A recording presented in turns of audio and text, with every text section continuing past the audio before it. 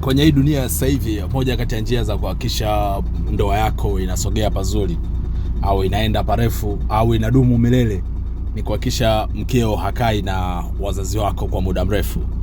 Sema ile sijui niaje mama anakuja kukaa kwako, au baba na mama, bora baba, mama anakuja kukaa kwako, anakaa pale na mkeo makablasha mengi.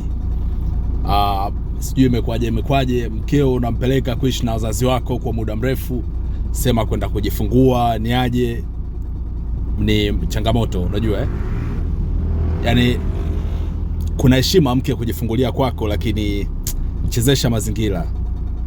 Au labda wakae kwa kipindi hicho ambacho tayari anajifungua, sema mama anakuja kumuguza au yeye anaenda kwa wakwe zake, labda kama vile bado wiki 3, bado sema hivyo wiki 3 wiki 2 ndio anaenda, kama sio mbali, unajua. Na kama mbali basi mama aje kama wiki 2 kabla, kwenye matazamio na mavitu kama hayo. Hivyo vitu si hesabu tu siku hizi.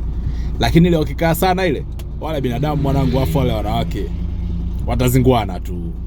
Na wakishazinguana, wewe usichagua mkeo, utachagua mamako. Watoto wenyewe wake zetu hawajalelewa vizuri huko kwao.